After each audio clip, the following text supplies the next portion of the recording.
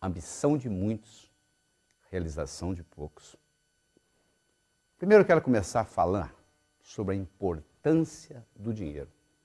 Você acha que dinheiro é importante na sua vida? Porque muita gente fala, dinheiro não é importante. O importante é ser feliz. Eu quero saber se você tem os credores batendo na sua porta, se você tem um filho doente que você não pode levar no médico, se você tem uma mãe que está precisando de assistência médica e você não tem dinheiro, se o dinheiro é importante. Dinheiro é importante, sim. Se você for nas penitenciárias, 99,99% do pessoal que está lá por causa de dinheiro. Se você for analisar os divórcios, 85% dos divórcios nos Estados Unidos, eu não tenho a estatística brasileira, mas tem a americana para lhe dar, 85% dos divórcios nos Estados Unidos ocorrem por causa de problemas de dinheiro. Ou seja, se falta de dinheiro está destruindo famílias. Se falta de dinheiro está colocando pessoas nas penitenciárias, está fazendo gente roubar, assaltar, dinheiro é importante, sim. Só que nós crescemos uma cultura dizendo que não, que se você tem ambição pelo dinheiro, alguma coisa está errada com você. Eu quero começar apresentando a situação, o futuro da Previdência no Brasil. Hoje nós temos trabalhando 89 milhões de brasileiros. Trabalhando. Só que o trabalho informal no Brasil é muito grande, você sabe disso, né? Então, somente 34 milhões, ou menos de 40% desse pessoal, paga Previdência, menos de 40%. Somente 34 milhões desses 89 milhões que estão trabalhando, que são trabalhadores, pagam a Previdência. Muito bem, temos 21 milhões de aposentados.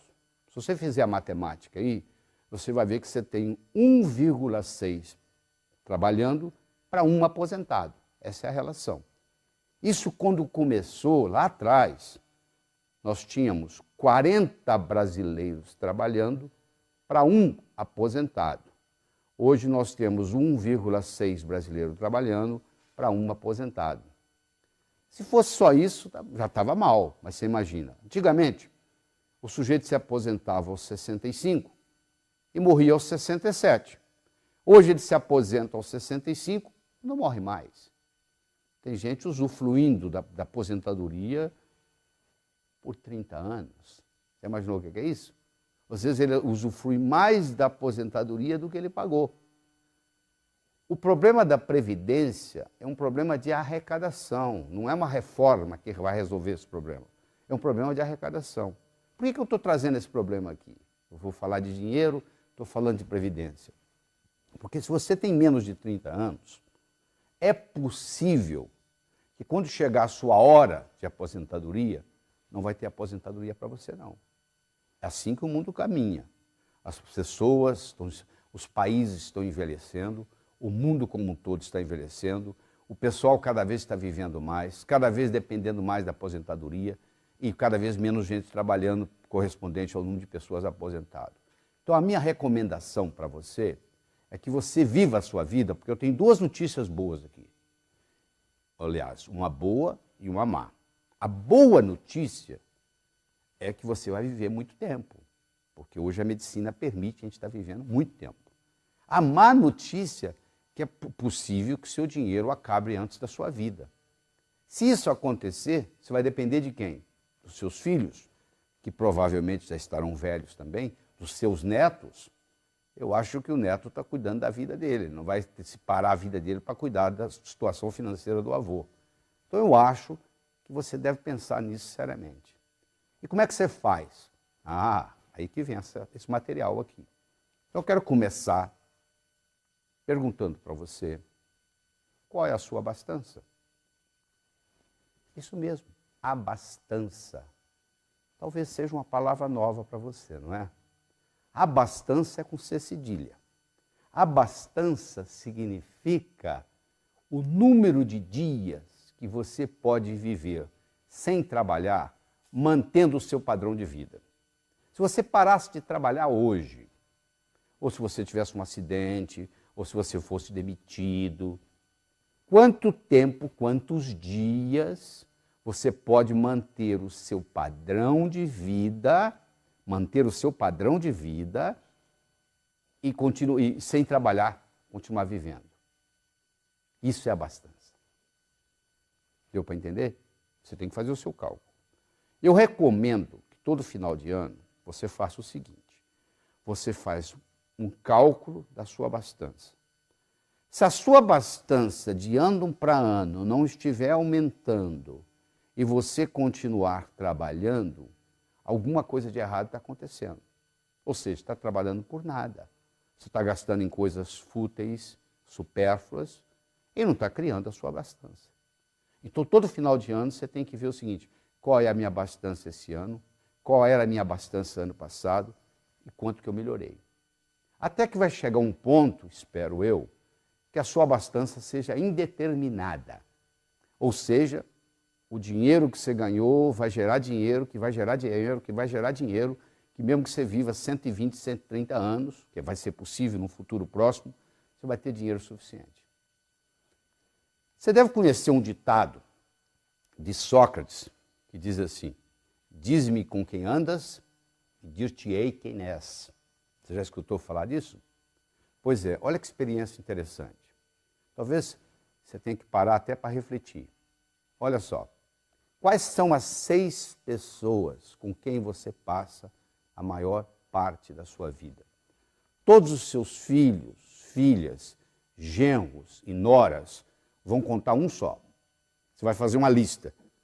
Com quem eu passo mais tempo, segundo com quem eu passo mais tempo, terceiro com quem eu passo mais tempo, quarto, 5, 6.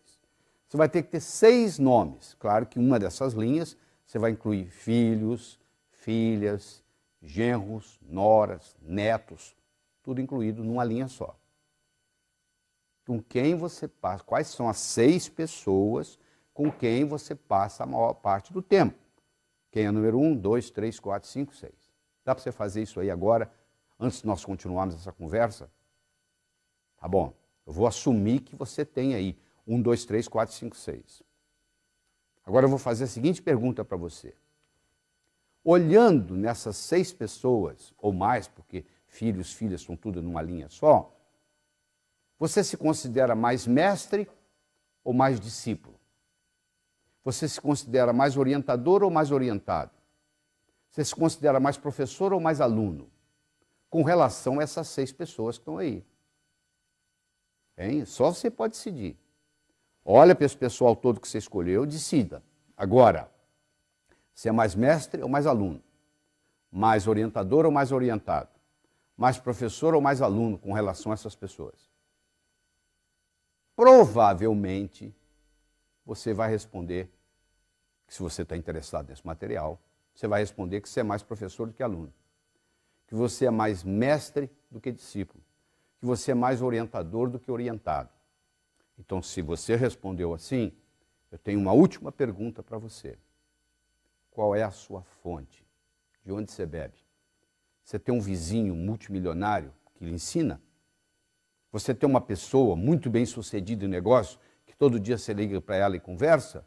Você é uma pessoa autodidata, que estuda o assunto, que escuta CDs, que assiste vídeos, assiste DVDs sobre o assunto?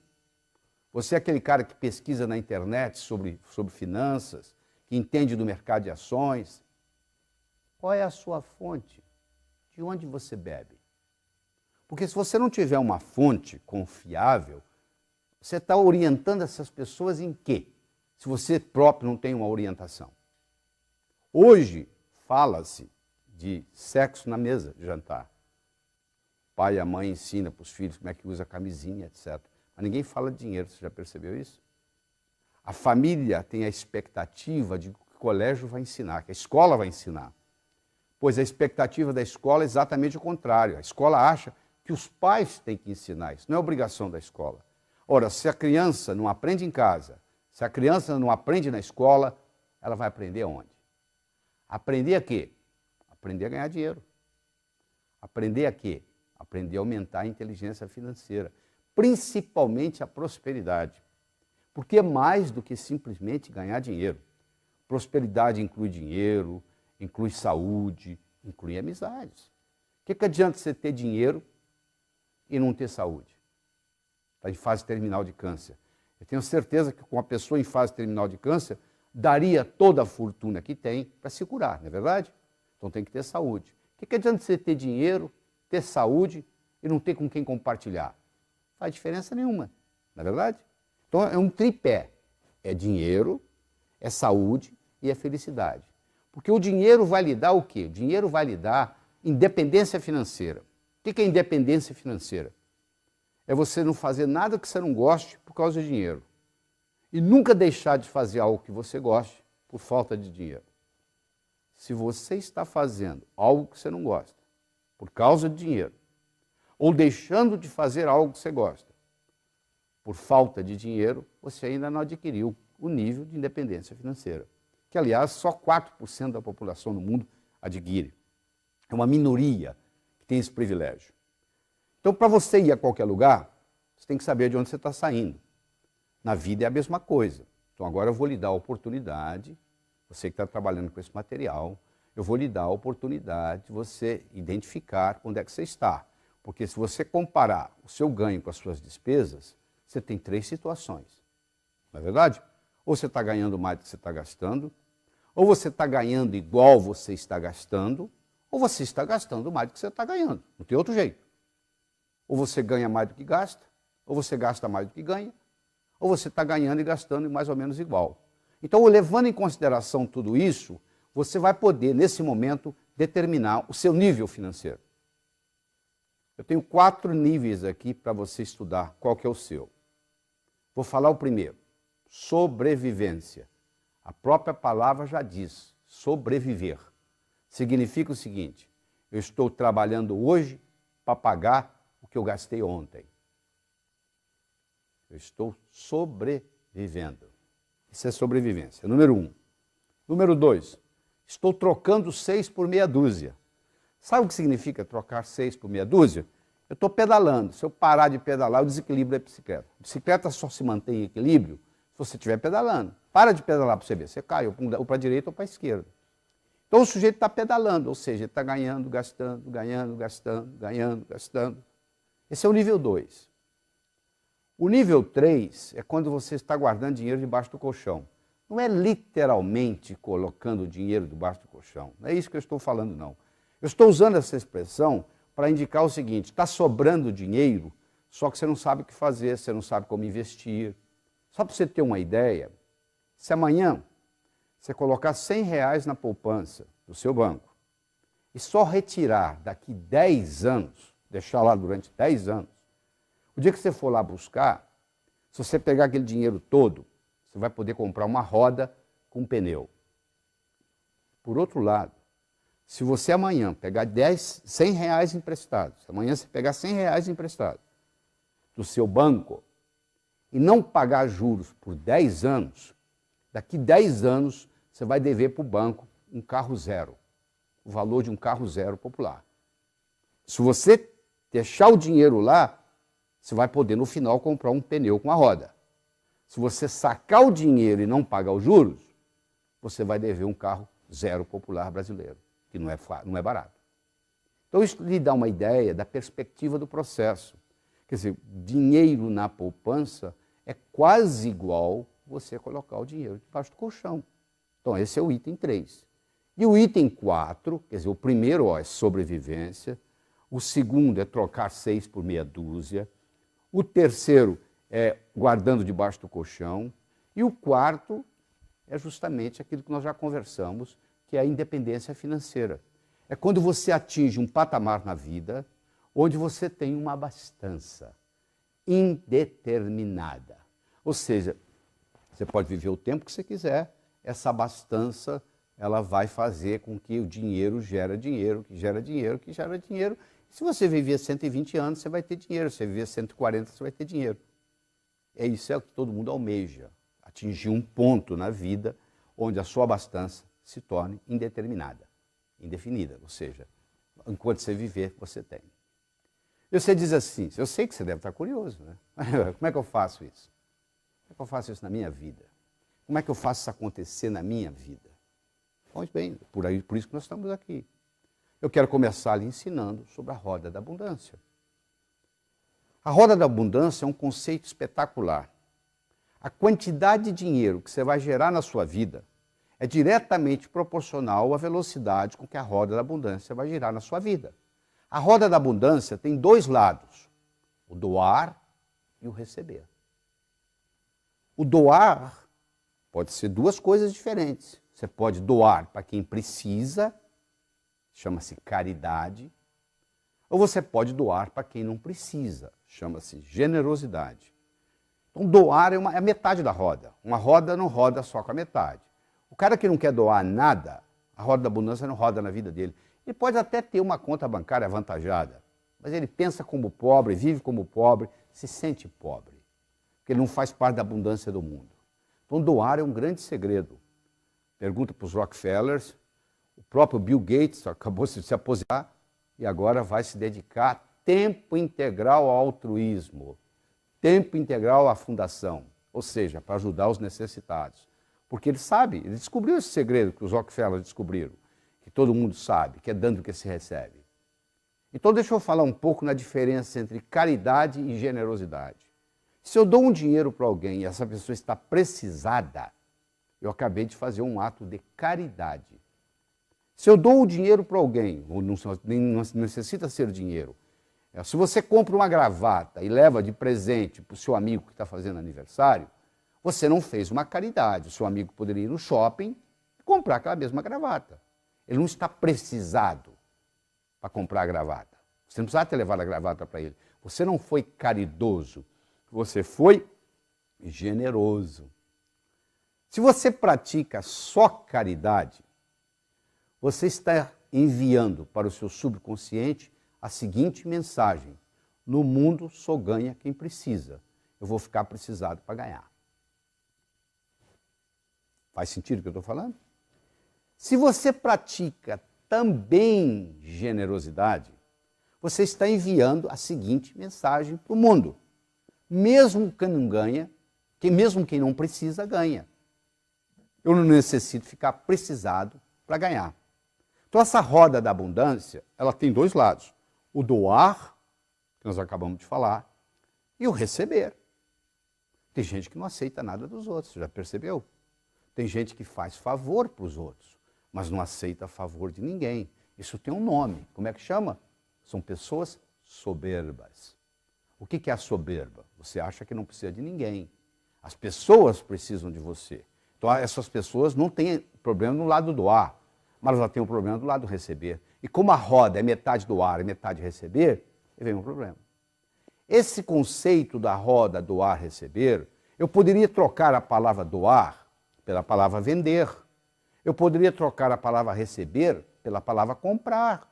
E eu vou lhe explicar toda a recessão do mundo, toda a economia mundial. O que é uma recessão? É quando o comprador para de comprar, o vendedor para de vender, o comprador para de comprar, o vendedor para de vender, entra em recessão. O que é sair da recessão? O comprador começa a comprar, o vendedor começa a vender, comprar, vender, sai da recessão. Eu posso explicar a economia mundial baseada nessa roda da abundância. Só que aqui eu troquei a palavra vender pela palavra doar e troquei a palavra comprar pela palavra receber. Então eu tenho 4 situações básicas na vida. Eu tenho o sujeito que tem problema em doar, mas tem facilidade em receber. Essas pessoas são pessoas egoístas. Elas têm habilidade de receber, mas não querem doar. Venha a nós o vosso reino nada. Tem pessoas que têm dificuldade tanto em doar quanto em receber. São pessoas estéreis. Elas têm dificuldade em doar e dificuldade em receber. Não é verdade? Tem pessoas que têm facilidade em doar, porém dificuldade em receber, que nós já falamos que são as pessoas soberbas. E finalmente nós temos uma pequena população do mundo que tem tanta habilidade de doar quanto receber. São pessoas prósperas. São pessoas que conhecem o caminho das pedras. Uma pessoa próspera, se você tirar a riqueza dela, ela manifesta de novo, porque ela conhece o caminho. Já uma pessoa só rica, que herdou, por exemplo, uma herança e tem uma conta avantajada no banco, se você for lá tirar o dinheiro dela e ela for só rica e não for próspera, próspera, ela não consegue manifestar de volta esse dinheiro. Porque o que aconteceu com ela foi o seguinte, ela tem riqueza, mas ela não tem prosperidade. Prosperidade é algo mais complexo do que riqueza, tá bom? Nessa roda da abundância, existem alguns verbos interessantes que a gente podia conversar com você em detalhe. Um verbo importantíssimo é o verbo declarar. Você sabia que declaração cria realidade? Dois noivos, um casal de noivos vai perante um juiz e o juiz declara os noivos marido e mulher. Imagine se ela falasse assim, seu juiz, eu mudei de ideia, eu não quero me casar mais. Ele vai dizer, agora você tem que se divorciar, porque eu já declarei vocês marido e mulher. Olha que interessante, uma declaração cria uma realidade, jurídica no caso. Eu declaro ser próspero, eu passo a fazer o que gente próspera faz, eu passo a ter prosperidade. Então eu tenho que ser, fazer, ter. Ah, se eu tivesse dinheiro, quanta gente fala assim, mas isso não funciona. Existe um livro nos Estados Unidos, que não foi traduzido para o português, onde eles estudaram os 20 maiores ganhadores da maior loteria dos Estados Unidos, que é a loteria da Califórnia. E estudaram esses indivíduos durante 10 anos. Do momento que eles determinaram fazer o estudo, eles disseram, daqui para trás, quem foram os 20 maiores ganhadores? Vamos acompanhar esse pessoal por 10 anos. E acompanhou. 10 anos depois, 18 dos 20 maiores ganhadores da maior loteria do mundo estavam mais pobres do que antes de ganhar a loteria. Vou falar de novo. 10 anos depois, 18 dos 20 ganhadores da loteria californiana estavam mais pobres do que antes de ganhar a loteria. Provando, mais uma vez, que o sucesso vem de dentro. Eu tenho que ser, fazer, ter. Se eu tiver sem ser, não pertence a mim. Você já viu várias notícias na televisão brasileira de pessoas que ganharam na loteria e criou-se um grande problema na vida delas. Justamente porque recebeu o dinheiro e não estavam preparados para isso. Entendeu?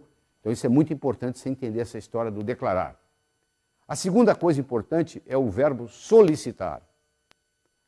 Tem um ditado que diz assim, o mendigo tímido termina o dia com a bolsa vazia. Porque ele não solicitou. Ele não pode ser tímido se ele quer ser mendigo. Ele tem que aprender a lidar com não. O mendigo lida com não o dia inteiro, porque a maioria não dá dinheiro para ele. Mas ele está lá solicitando, pedindo. Você extrapola isso para nós. Nós também temos que estar solicitando coisas do universo.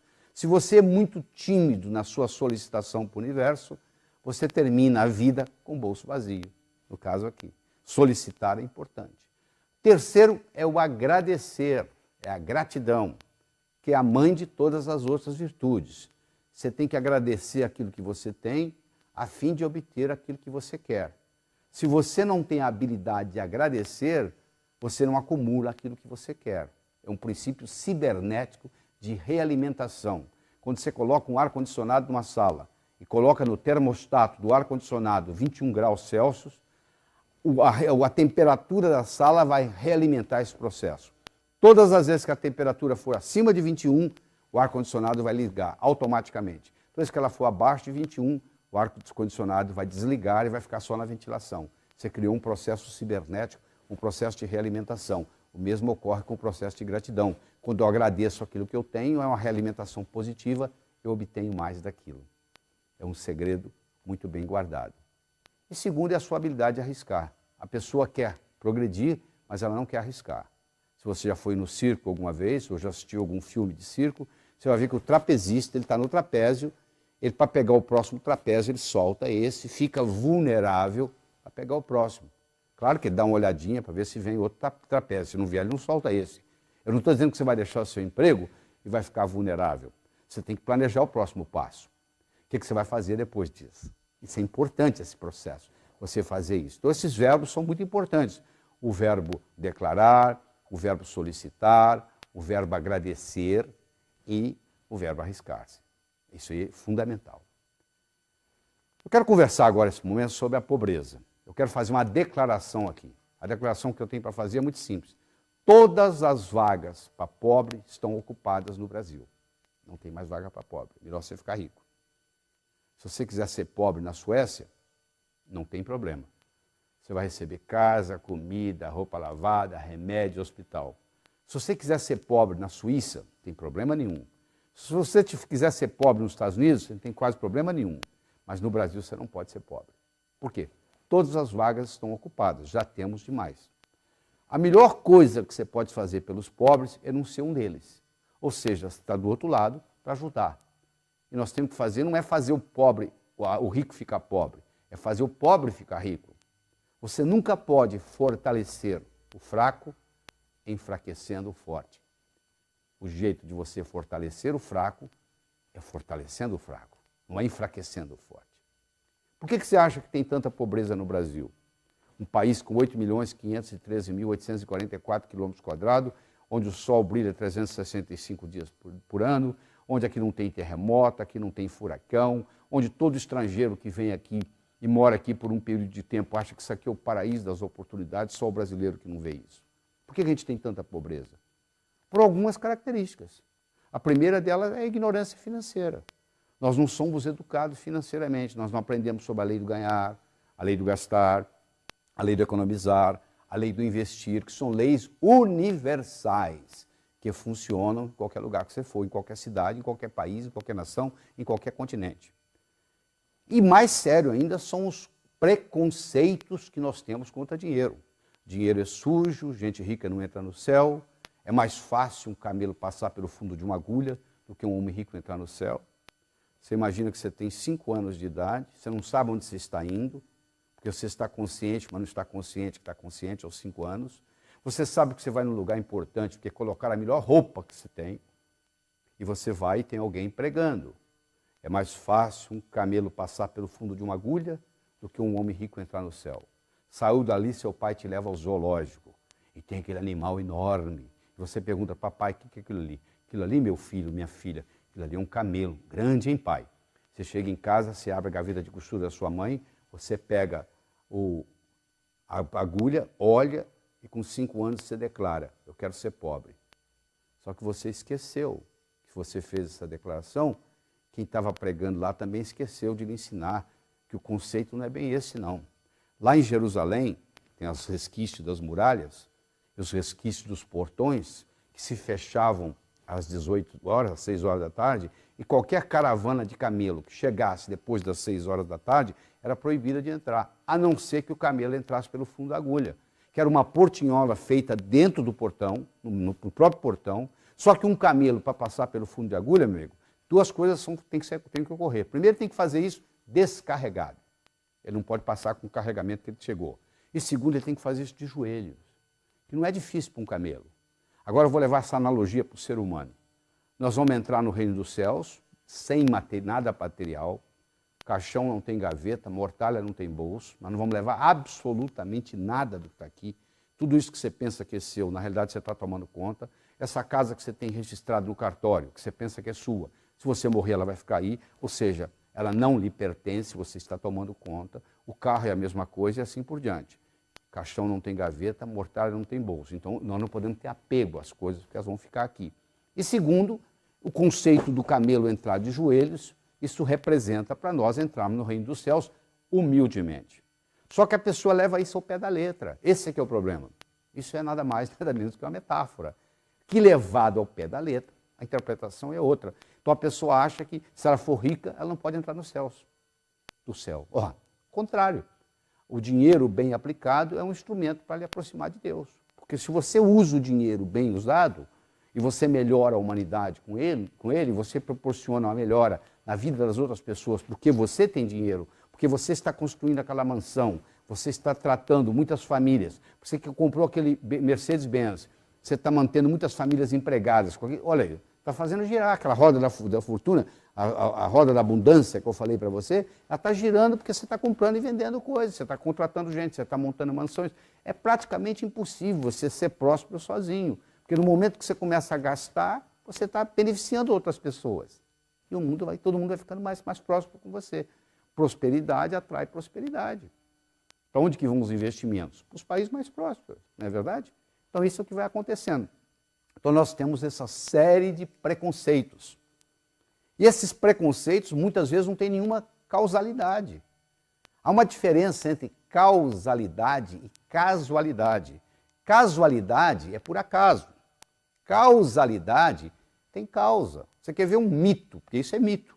Quando você tem casualidade, mas não tem causalidade, você cria mitos. Existem uma série de mitos populares com relação a dinheiro, com relação à riqueza. O primeiro mito que eu quero discutir com você aqui é o seguinte: trabalhar muito é causa de riqueza. Não é verdade.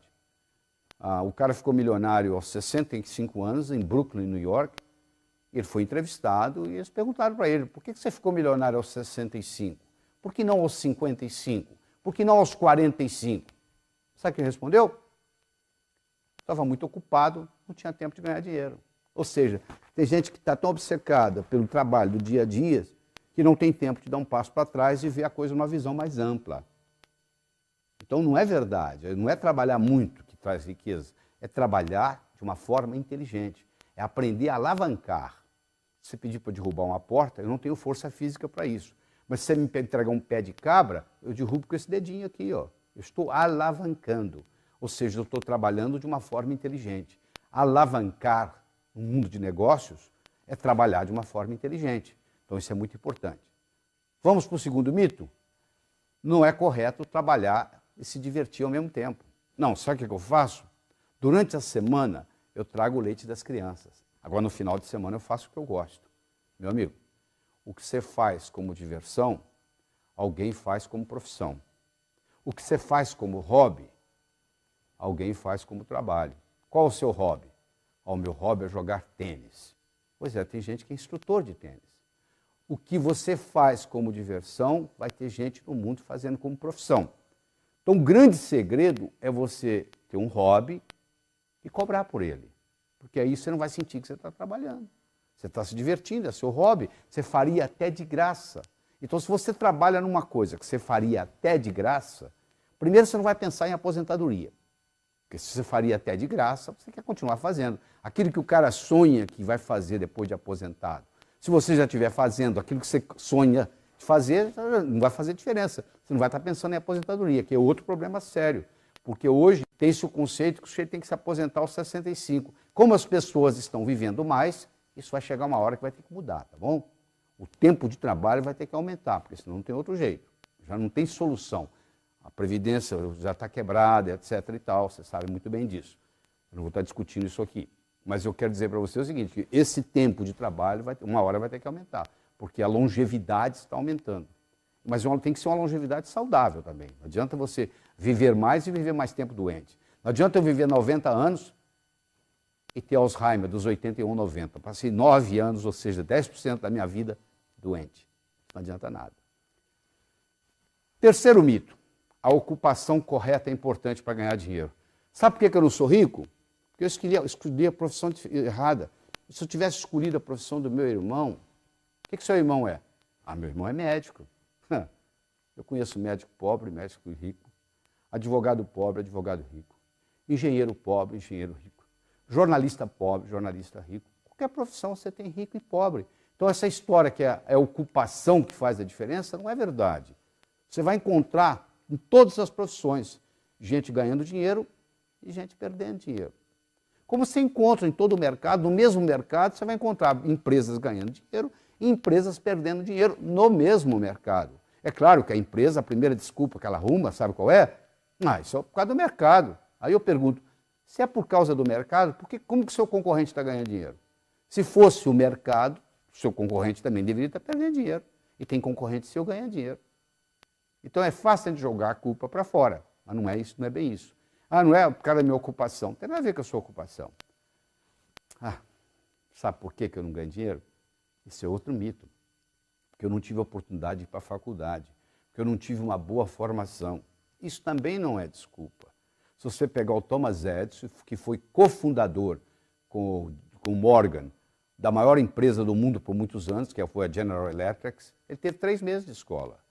Você pegar o Henry Ford, que revolucionou o mundo automobilístico, com um trabalho dele, que foi na época dele um dos homens mais ricos do mundo, tinha 2º ano de ginásio. Se você pegar uma figura atual, que é o Bill Gates, que tem 3 recordes mundiais, Ele também não terminou a faculdade. Ele saiu de Harvard para montar a Microsoft. Eu não estou aqui estimulando ninguém a não estudar. Eu estou dizendo que só estudar não é suficiente. Porque os pais têm aquela ilusão de que se seu filho estudar numa escola boa e tirar boas notas, que o futuro está garantido. Não é verdade. Isso é um requisito, é importante, mas é necessário, mas não é suficiente. Necessário, porém não suficiente. Você não faz um bolo só de farinha, nem só de manteiga, nem só de ovos. São ingredientes necessários, são, mas cada um deles por si não é suficiente. Então é claro que um bom estudo, uma boa educação ajuda. Mas em geral, a maioria do que acontece, o sujeito estuda e vai trabalhar para um que não tem estudo, que nunca estudou. É um paradoxo, né? Porque em geral, o que cai na prova não necessariamente cai na vida. Essa é a grande verdade. Nem sempre o que cai na prova cai na vida. O outro mito, talvez o pior deles, é que não tem o suficiente para todos. Na época da caverna, o PIB era 0. Hoje o PIB é astronômico. À medida que a riqueza do mundo aumenta, mais milionários vão sendo feitos, mais aviões supersônicos vão sendo construídos, mais submarinos atômicos vão sendo construídos, ou seja, a prosperidade do mundo vai aumentando. A Bolsa de Valores de Nova York hoje é 100 vezes maior o giro do que era há 50 anos atrás.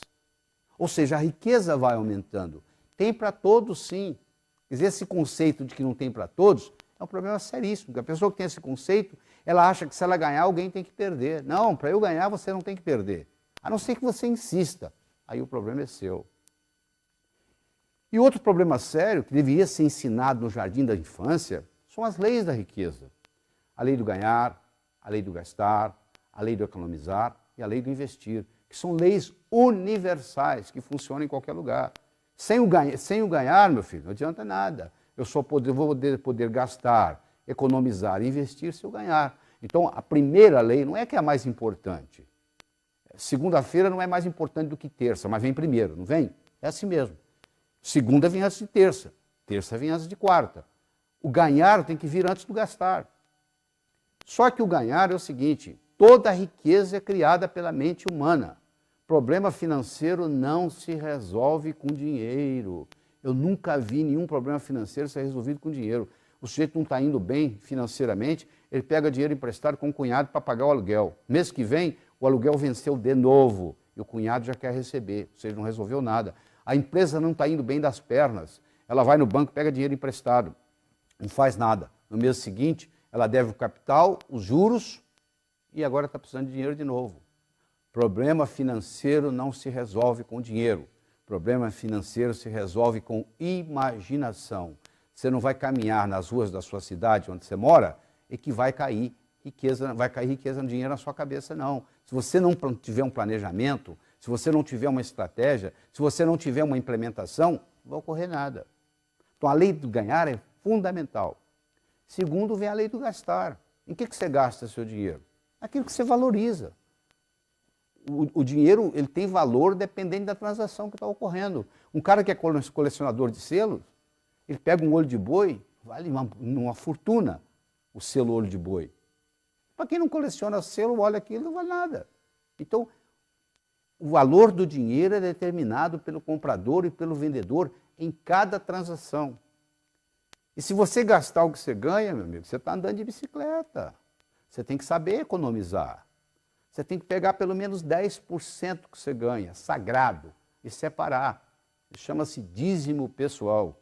A palavra dízimo vem de 10. Você tira 10% que você ganha. Aí você deve estar pensando assim, mas eu já economizo 20%, 30% do que eu ganho. Mas não é isso que eu estou falando. Esse dinheiro, esses 10%, você nunca vai poder gastar em nada perecível ou roubável. Isso tem que... Você pode colocar no banco, você pode comprar um apartamento, você pode comprar um lote, mas você não pode comprar carro, você não pode comprar avião, você não pode comprar barco. Nada que seja perecível ou roubável. Isso aí funciona como se fosse o imã do dinheiro. Existe um indivíduo nos Estados Unidos chamado Robert Schuller, que construiu a Catedral de Cristal na Califórnia, em Los Angeles. Ele tem um programa na televisão americana há mais de 30 anos, todo domingo de manhã ele fala assim, se você me mandar 10% do que você ganha, você ficará rico. Tem gente mandando dinheiro há 30 anos para o Robert Schuller. Por quê? Porque funciona. Se você mandar 10% do que você ganha para o Robert Schuller, você também vai ganhar mais. Você não precisa mandar para o Robert Schuller em Los Angeles. Você pode mandar para o Laí Ribeiro em São Paulo. Você não precisa mandar para o Laí Ribeiro em São Paulo. Manda para você. Pega a sua conta final do mês, separa 10%, fala, isso é sagrado. Você deve estar pensando assim, mas peraí, se eu for pegar, eu já ganho tão pouco, como é que eu vou tirar 10%? Se você ganha pouco, 10% é quase nada. Não é verdade? Ou seja, não vai fazer muita diferença. Tem gente que vive com muito menos do que você vive. Se você tirar os 10%, o que vai sobrar, tem gente que vive com muito menos. Você tem que se ajustar a isso. Mas no momento que você faz isso, é um passo de mágica. Porque você está dando para o seu subconsciente a seguinte mensagem. Eu vivo no mundo abundante, ganho mais do que preciso, está sobrando. E esse dinheiro acumulado, ele vai criar o que se chama o imã do dinheiro. Semelhante atrai semelhante, ódio atrai ódio, amor atrai amor, a água atrai a água vai para o rio vai para o mar, não é verdade? Para onde vai a água? Para onde tem água. Para onde vai dinheiro? Você acha que dinheiro vai para o pobre? Não, o dinheiro vai para quem tem dinheiro. Se você for lá no banco e falar assim, pelo amor de Deus, me empresta que eu estou apertado. O banco fala para você, não. Agora, você chega lá no banco e fala, eu tenho isso. O banco fala, você não quer levar um dinheiro emprestado? Olha que paradoxo. Quem está apertado mesmo, o banco não empresta. Agora, quem tem sobrando, tem crédito. Crédito é paradoxal, é quem não precisa que tem. Você não precisar, você tem. Mas na hora que você precisa, aí não tem. Olha que interessante. É o paradoxo. A vida está cheia de paradoxos, principalmente a vida financeira. Certo? Então é importante você entender isso. Mas uma coisa importante, se você não aprendeu nada até agora dessa nossa conversa, se você aprender sobre a importância do dízimo pessoal, já fez uma diferença muito grande. Se você aprendeu a importância do doar, já fez uma diferença muito grande. Porque você aprender a doar, você pode doar tempo, você pode doar dinheiro. Não é só, é o sistema de doar como um todo, é você se doar. É dando que se recebe, está lá na Bíblia. E se você aprender nessa lei do ganhar, do gastar, do economizar, que é o dízimo pessoal, o processo de investimento, o brasileiro tem uma dificuldade muito grande em investir, porque ele não é treinado, ele não aprende na escola, ele não sabe o que fazer com o dinheiro. Ele não sabe nem manusear o seu próprio pensamento, ele não sabe o poder que o pensamento tem de expandir, de criar, de eternizar-se. E o modo de você mudar, às vezes, algum conceito que você tem negativo com relação a dinheiro, é fazer uma afirmação exatamente ao contrário. O dinheiro é meu amigo. Vamos supor, você fala para você, o dinheiro é meu amigo. Se você acha que o dinheiro é seu inimigo, que você não se dá bem com o dinheiro, você começa a falar, o dinheiro é meu amigo, o dinheiro é meu amigo, o dinheiro é meu amigo, de repente você começa a acreditar. Eu ganho mais do que eu gasto, eu ganho mais do que eu gasto, eu ganho mais do que eu gasto, eu ganho mais do que eu gasto.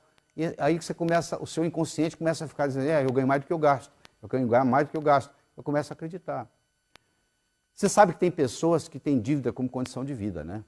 A pessoa ganha X, está devendo, você dobra o salário dela, ela está devendo mais ainda. Você triplica o salário, ela deve mais ainda. Quanto mais ela ganha, mais ela gasta. Você deve conhecer alguém assim, ou talvez ter alguém assim na família. Essa pessoa que tem dívida como condição de vida, ela está faltando perdoar alguém, sabia? Principalmente pai e mãe. Se você tem ressentimento no seu coração, você causa uma resignação de futuro. Se você perdoa o seu passado, você multiplica as suas possibilidades de futuro. Então, uma pessoa que carrega ressentimento no coração, ou do pai, ou da mãe, ou da família, ou o que seja, dificilmente vai fluir nela essa prosperidade. E uma chega a ponto de ter dívida como condição de vida. Outra coisa importante que eu quero dizer para você aqui é sobre o dinheiro herdado. Cuidado com o dinheiro herdado, porque o dinheiro herdado ele pode vir, na maioria das vezes ele vem com a conotação de morte. Alguém teve que morrer para você pôr a mão naquele dinheiro. Então, se você tem como conotação de morte, é um problema sério.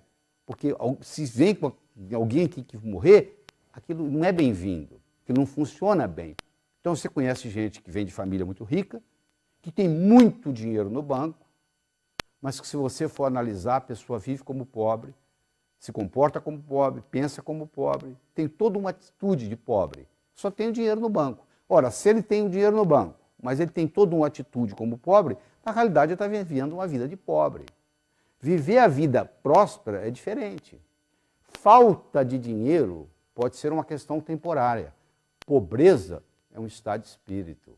Quer dizer, a pessoa, para ter vida próspera, é uma questão de atitude. Às vezes ela não tem dinheiro, mas ela sabe que é uma questão de tempo. Falta de dinheiro pode ser uma questão temporária. Pobreza é um estado de espírito. Essa é a verdade sobre tudo isso aí. Então, o que eu quero deixar bem claro é que isso aí é uma ciência. Do mesmo modo que você aprende física, que você aprende química, que você aprende biologia, você pode também desenvolver a sua inteligência financeira. Se você deixar do jeito que está, a tendência é piorar. Se você deixar seu carro parado um ano, depois de um ano você não consegue dirigi-lo, não é verdade? A gasolina evaporou, a bateria descarregou, você não tem condições, está tudo enferrujado, o pneu baixou, você não consegue dirigi-lo. Por quê? Deteriora. As nossas ideias é a mesma coisa, você tem uma série de ideias que você vai vivendo a vida. Se você não começar a colocar ideias novas, aquelas velhas vão se deteriorando e o mundo vai mudando. Então chegou a hora de você começar a adquirir conhecimento novo. O que vai fazer você mudar é o conhecimento que entra. Do mesmo modo que você toma o café da manhã, almoça e janta, os nutrientes da mente são as ideias. Esse material aqui, ó, que você está trabalhando comigo, eu estou lhe trazendo várias ideias, só que você tem que trabalhar com esse material de novo, porque não é só uma vez que você ser exposto a esse material que vai fazer uma diferença. Às vezes as crenças estão aí, porque uma crença, uma vez estabelecida, tem como função única e exclusiva se perpetuar. A tendência da crença é continuar lá, firme. Então, para romper aquela crença, eu tenho que trazer uma crença nova, eu tenho que praticar, eu tenho que mudar o hábito, porque depois que você mudou o hábito, você não precisa de motivação mais não. Você precisa se motivar para escovar os dentes? Não. Você foi tantas vezes que você escovou os dentes que você escova os dentes até dormindo. Você já está motivado para isso. Então, no momento que você faz o hábito financeiro ser uma coisa que faz parte da sua natureza, aí não tem problema, aí a coisa continua. Não interessa a sua idade, não interessa a sua profissão, não interessa a sua conta bancária. A boa notícia que eu tenho é que qualquer pessoa, em qualquer idade, pode revolucionar isso. Só as minhas palavras não são suficientes. Isso aqui é um despertar. Você chega num hotel e pede para despertar amanhã às 6h30. Às 6h30, seu telefone toca. Não significa que você vai ter um bom dia. Significa que você despertou. Pode ser até que você volte a dormir. Isso aqui, esse trabalho que eu estou fazendo com você aqui, é um despertar. O resto agora vai ficar por sua conta. Eu vou contar uma história e com isso nós vamos encerrar aqui. Eu espero que você trabalhe com esse material de novo, até que isso entre na sua estrutura psicológica e faça parte de você. Aí fica no automático, aí fica fácil. Certo? Diz que uma vez, no inferno, Lúcifer estava muito preocupado porque lá estava havendo uma recessão, estava faltando pecadores. Lá também tem esses problemas. Aí eles resolveram ter uma reunião de marketing para discutir uma estratégia para trazer mais pecadores para o inferno. E eles estavam discutindo e um capeta-chefe levantou a mão e falou assim, é muito simples, nós temos que fazer o ser humano gastar mais. Para gastar mais, ele vai ter que ganhar mais. Para ganhar mais, ele vai ter que trabalhar mais. Ele vai trabalhar, ganhar, gastar, trabalhar, ganhar, gastar, trabalhar, ganhar, gastar. A vida vai passar, ele não vai ter tempo de evoluir, vai terminar aqui. Muito bem, disse Lúcifer, muito bom, mas eu quero escutar outras. Aí um outro capeta-chefe levantou a mão e disse, por que a gente não acaba com o amor próprio do ser humano? Ele não vai gostar de si mesmo, ele só vai olhar para o outro, ele só vai se preocupar com o outro, ele só vai cuidar da vida do outro, ele não vai cuidar da vida de si mesmo, ele não vai evoluir, a recessão vai terminar aqui. Muito bom, disse Lúcifer, mas eu quero escutar mais. Aí disse que um capetinha-chefe, estagiário, capetinha estagiário, levantou a mão. Aí Lúcifer olhou para ele e disse, o que você quer? Eu queria dar uma opinião. Qual é a sua opinião? Por que a gente não faz o ser humano pensar que ele vai viver para sempre? E o que isso tem a ver com vir para o inferno? Perguntou o diabo. Só. Ele vai deixar o importante para amanhã, para amanhã, para amanhã, para amanhã. A vida vai passar, ele não vai fazer nada, vai terminar aqui. Diz que o rosto do diabo se iluminou. Ele disse, é isso que nós vamos fazer. Sabe o que ele fez? Ele colocou na mente de cada um de nós a semente da eternidade. Você pensa que seu vizinho vai morrer antes de você, que seu primo vai morrer antes de você, que seu ex-chefe vai morrer antes de você, mas você vai enganar a morte, não é verdade? Vai aparecer alguma coisa. Todos pensam assim. Se você pudesse conversar com o pessoal que mora, entre aspas, no cemitério, todo mundo lá ia reclamar que morreu antes da hora. Tinha tanta coisa para fazer e morreu. Não adianta nada você ser exposto a esse material, você ter todas essas ideias que você está tendo aí e não colocá-las em prática. Você tem que estabelecer quais são as prioridades na sua vida e colocá-las em prática. Ver o que é importante, começa por aquilo que é mais importante